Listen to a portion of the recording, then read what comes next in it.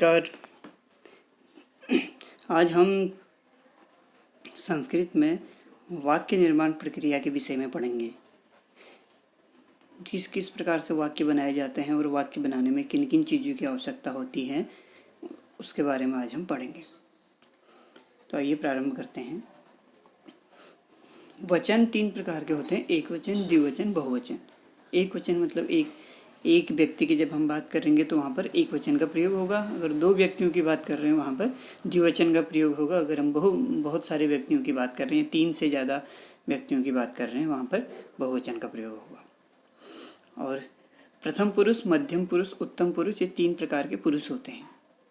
तो प्रथम पुरुष का प्रयोग जो हमारे सामने न हो उसके लिए हम प्रथम पुरुष का प्रयोग करते हैं।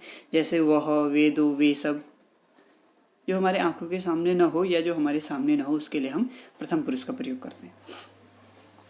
दूसरा है मध्यम पुरुष, जो हमारे आंखों के सामने हो, जिससे हम सामने से बात कर रहे हो, उसके लिए हम मध्यम पुरुष का प्रयोग करते हैं। जैसे तुम, तुम दो, तुम सब।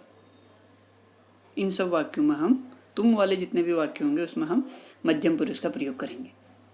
उत्तम पुरुष, उत्तम पुरुष में हम अपने लिए बातें करते हैं। जैसे मैंने, मैं, या हम दो, हम सब।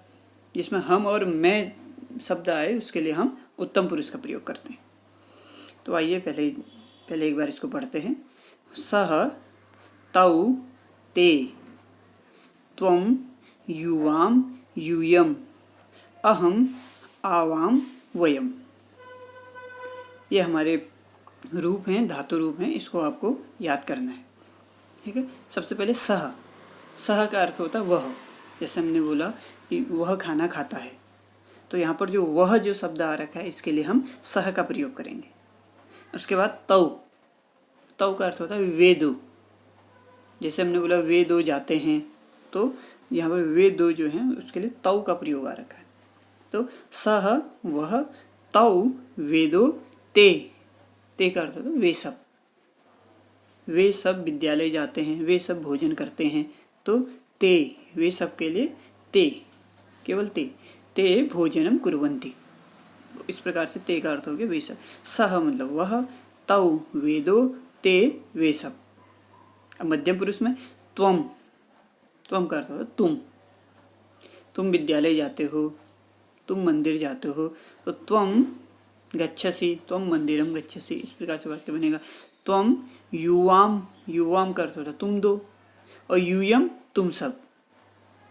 ठीक है। फिर उत्तम पुरुष है अहम, अहम मतलब मैं पुस्तक पढ़ता हूँ। अहम पुस्तकम पठामि। तो अहम के लिए, मैं के लिए क्या रखा है, अहम शब्द आ रहा है। तो वैसे आवाम, हम दो पढ़ते हैं। आवाम पठावह। वयम हम सब पढ़ते हैं या हम सब खाते हैं, तो वयम खादामः, वयम पठामः। ठीक। इस प्रकार से ये हमारे क्या बने, सह, तौ, ते, त्वं, युवाम, यूयम, अहम, आवाम, वयम। इस प्रकार से हमारे ये बनेंगे, रूप बन जाएंगे। तो अब हम जानते हैं कि भाई किस प्रकार से, अब हमने तो भाई कर्ता तो हमने देख लिया, सह, तौ, ते, त्वं, युवाम, यूयम, अहम, आवाम, वयम। अब हम इनका प्रयोग कैसे करेंगे तो इसके लिए हम जानते हैं। आइए देखिए, यहाँ पहले हम इस चीज़ को पढ़ लेते हैं एक बार। ठीक। यहाँ पर भी सेम वही चीज़ है, एक वचन, द्विवचन, बहुवचन, प्रथम पुरुष, मध्यम पुरुष, उत्तम पुरुष। सबसे पहले बनता है पठति, पठतः, पठन्ति, पठसि, पठथः, पठथ, पठामि, पठावः, पठामः। पठति, पठति का अर्थ होता पढ़ता है। ठीक है। उसके बाद पठतः, पठतः वे दो पढ़ते हैं। पठन्ति वे सब पढ़ते हैं। पठसि तुम पढ़ते हो। पठथः तुम दो पढ़ते हो। पठथ तुम सब पढ़ते हो। फिर पठामि पढ़ता हूँ। पठावः हम दो पढ़ते हैं। पठामः हम सब पढ़ते हैं।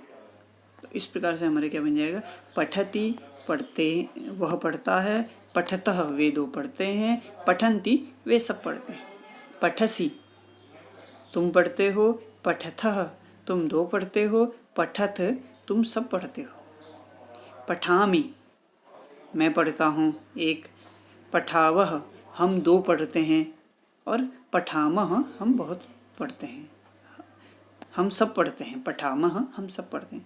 तो इसलिए मैंने ये इसमें कंफ्यूज मत होइएगा, मैंने पठति के आगे एक पढ़ता है, पठतः के आगे दो पढ़ते हैं, फिर नीचे पठसी के आगे एक पढ़ते हो, दो पढ़ते हो, तो यहाँ पर मैंने एक व्यक्ति पढ़ता है मतलब पठसी, तुम एक ही हो और पढ़ते हो तो क्या है, वहाँ पर क्या आएगा, पठसी। अगर तुम दो लोग पढ़ते हो तो पठथः, इसलिए यहाँ पर एक दो करके कोटेशन किया गया है। ओके, अब हम देखते हैं कि भाई किस प्रकार से हमारे वाक्य बनेंगे। देखिए सबसे पहले ऊपर वाले में देखिए सह है, देखिए प्रथम पुरुष एक वचन में ऊपर में सह है, और फिर नीचे में क्या है, प्रथम पुरुष एक वचन में पठति। तो प्रथम पुरुष एक वचन में सह है, नीचे प्रथम पुरुष एक वचन में पठति है, तो इसको हम मिला देंगे सह पठति, तो हमारा क्या बन गया, एक वाक्य बन गया, सह पठति वह पढ़ता है।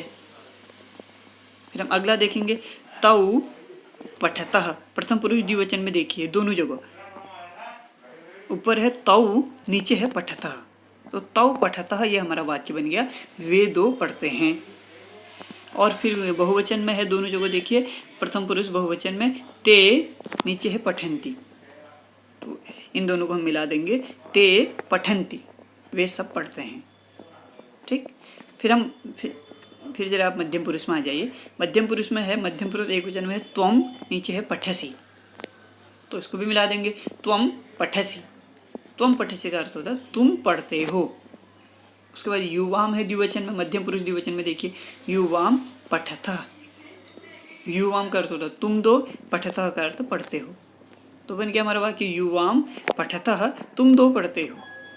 फिर मध्यम पुरुष बहुवचन में देखिए यूयम, अब नीचे है पठतः, यूयम पठतः तुम सब पढ़ते हो, तुम सब पढ़ते हो क्या आएगा, यूयम पठतः।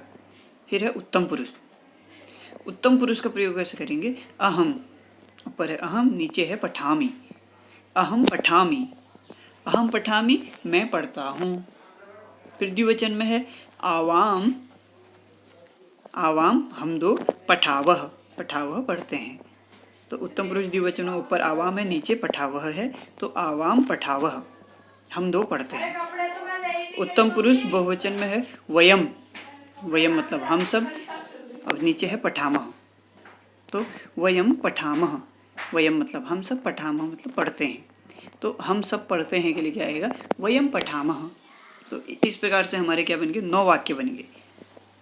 तो कैसे बने, एक बार वाक्यों को देखें, सह पठति, तौ पठतः, ते पठन्ति, त्वं पठसि, युवां पठतः, यूयं पठत, अहं पठामि, आवां पठावः, वयं पठामः।